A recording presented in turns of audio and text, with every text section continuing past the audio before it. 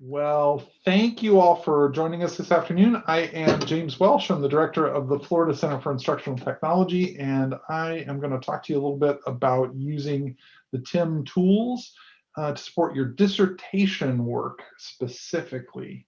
Now, we have other presentations that we've done about an introduction to the TIM as a model of describing technology integration in K-12 classrooms. And we have presentations that are an intro and overview of the TIM tools. Those are the data collection instruments that we're talking about. So I'll talk a little bit about each of those topics, but not too much. There are other presentations you can find that will go into more detail on that. Also, I'd be happy to go into more detail with you individually if you'd like to contact us to set up a meeting. Over the years, many people have used the TIM as a basis for doing their dissertations. And there are a lot of reasons, I think, why why it provides a good model for that. I am going to share my screen.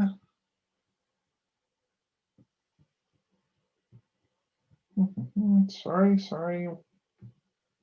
Almost there. And there we go. Can you see my screen okay? Yes, we can. Thank you.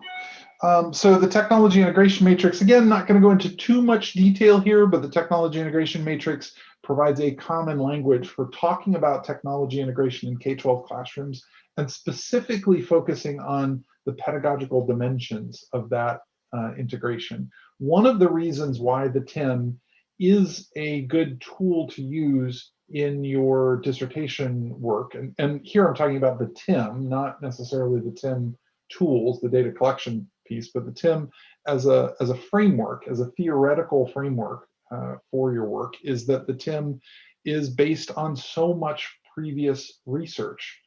The TIM incorporates concepts around meaningful learning and meaningful learning environments. So there's a whole robust body of literature about each of these underlying concepts: active learning, collaborative learning, constructive learning, authenticity, and here we're talking about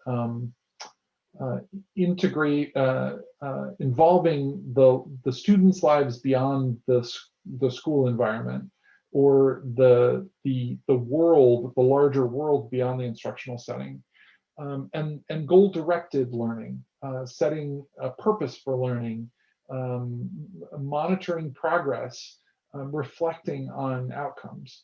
All of those things have rich bodies of prior research.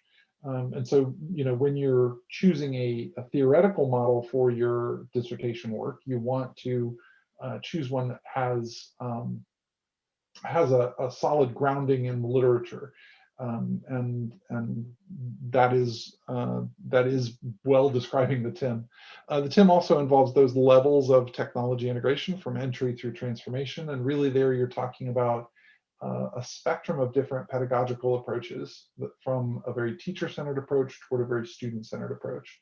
So student-centered learning and student engagement also, from a research perspective, have a lot to do with things. But I'll say the other reason why the TIM makes sense as a framework when applied to dissertation research and other research, any kind of research in technology integration, is because it's not just a solid theoretical research framework, it's a solid practical framework. The TIM, while it is based on and grounded in prior research, is first and foremost a practical framework. The TIM was developed with educators hand in hand, out in classrooms, out in schools, out in district offices, and the development of the TIM involved teachers, principals, tech specialists, coaches, district staff, Department of Education staff, researchers at universities. All of those people had input into the creation of the TIM. And so it describes real situations that you see in classrooms. So it applies practically to what you see out in classrooms. It helps you describe what you're seeing out in classrooms in theoretical terms. It kind of creates that bridge between practical, actual classroom activity and the body of research that surrounds effective technology integration in classrooms. So that's specifically one thing. Now, this is what the TIM looks like. Generally, we're talking about 5 levels of technology integration contrasted with 5 characteristics of meaningful learning. There are other models that involve levels of technology integration, and most of those models don't have sort of the added dimension of characteristics of meaningful learning or some other set of concepts that are contrasted with those levels. So I want to talk a little bit about the difference between the TIM and other leveled models. But I'll say that a lot of times with a leveled model, it will take you so far and not further because it doesn't have that kind of depth. With the TIM, the levels are there, and there is a sort of a practicality to having just 5 levels to talk about. So you can sort of narrow down and focus just on those levels, but the characteristics add a lot of rich descriptiveness to the work that you can do in the classroom. Now, just a note about the levels. When you're talking about the TIM, your unit of observation is, well, it depends on what data you're collecting, how you're analyzing it, I guess. But the unit of observation that we are most frequently talking about with the TIM is a lesson. So we don't, in our research and our writing, talk about teachers being at different levels on the TIM. We don't say we have an entry-level teacher or a transformation-level teacher. What we say is that we have, in a lesson that we observe, that the lesson is entry level, or the lesson is adoption or adaptation level. The teacher may be capable of doing any number of, well, 5 would be any of the 5 levels, executing lessons at any of the 5 levels. You're observing one lesson. You can describe what's happening in that lesson, but you can't really describe the full capacity of that teacher. And so it's important to keep that in your sights. And so when you're talking about, when you're talking in sort of descriptive terms about the data that you're collecting in terms of observations using the TIM, you're talking about the levels that you've collected within the data, evidence of the teacher's capacity or evidence of the teacher's ability, not the teacher's ability itself.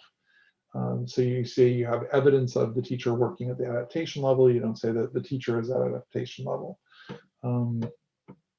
as an example. Those levels, so we're talking there about the lesson. In a lot of other models, you're talking about different kinds of things. So let's say the SAMR model as an example.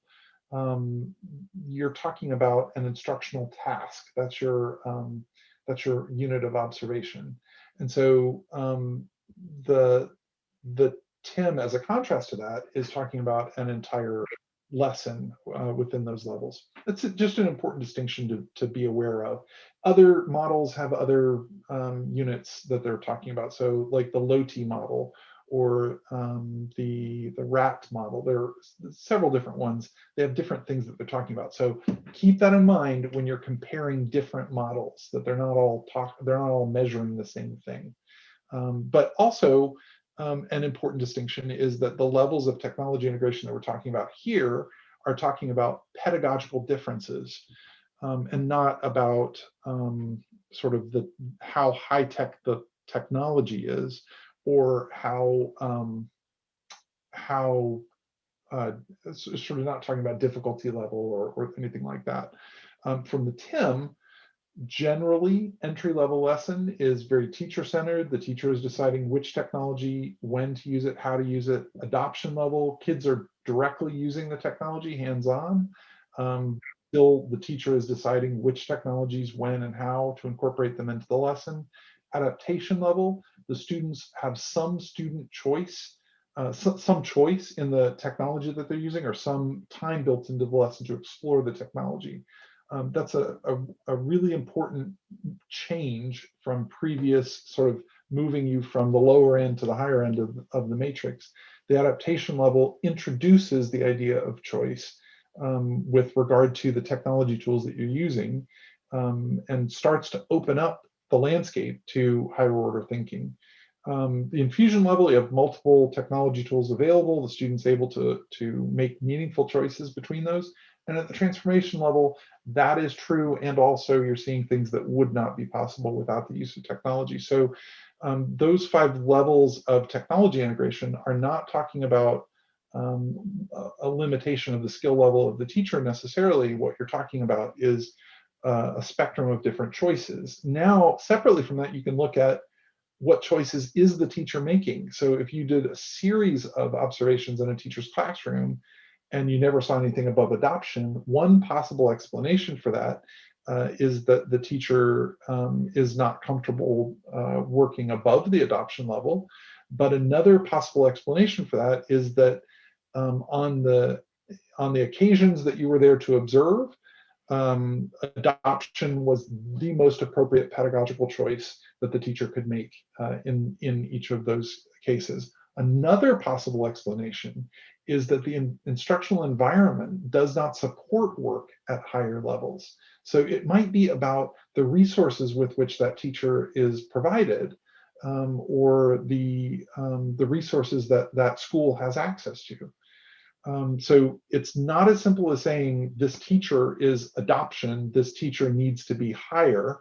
It is providing information about the pedagogical choices the teacher is making, and then you need to go further and ask why are those choices the choices that are being made in that setting. I kind of bounced around several different concepts here really quickly, research concepts about what's happening there. Just to reiterate that point, that there is a research base behind every aspect of the TIM. And a lot of that research is published on our TIM website. So a good place to visit to start thinking about your dissertation research using the TIM is actually the TIM website. And on the research tab on the TIM website, you'll see that we have a page where we link out to research on the underlying concepts within the TIM, but also research that's been done using the TIM. And that research that's been using the TIM, a lot of it is dissertation research. So great place to start. Go read other people's dissertations that have incorporated the TIM. Go read the pieces that we've published about the concepts underlying the TIM, and the pieces that we've published about research that we've done using the TIM. Just to really briefly touch on right here at the end, the idea that the TIM is as we've said, a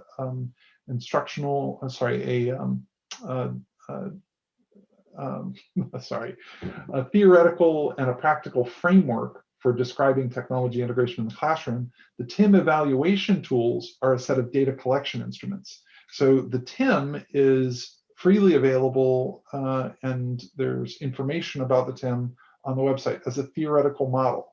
The TIM evaluation tools, that is a suite of software, data collection tools that we at the University of South Florida can license to you to use in your research. A license for the TIM tools gives you access to all of the tools within the suite to do all kinds of different data collection and reporting over the period that you're collecting data for your dissertation and defending and going through your dissertation. We've worked with a lot of people through their dissertations. We're happy to consult with you and advise you on the ways in which we've seen the tools used in the past. Again, a lot of that centers on the I'll just say really quickly here, the Technology Uses and Perception Survey, or the observation tool. There are several other tools, glad to talk about them in more detail, but the Technology Uses and Perception Survey works well as a pre and post intervention instrument. So you might have a group of teachers take the TUPS, looking at their perceptions of technology integration, looking at their comfort and confidence, how well supported they feel, what things they use most frequently. Give them the TUPS beforehand, do your intervention, and then give them the TUPS afterwards to look at changes in attitudes and in practice. The observation instrument also is frequently used for dissertation research. You can do a set of observations pre, a set of observations post, but you can also use the observation tool to give formative feedback to teachers, and actually as an intervention itself. There's also, just to mention, a reflection tool, some other things, but again, happy to go into more detail and answer any specific questions that you have. If you are interested in using the TIM or the the TIM observation tools in your dissertation research, please reach out to us, and we'd be happy to talk to you. The email for contact is tim@fcit.us, and we look forward to hearing from you.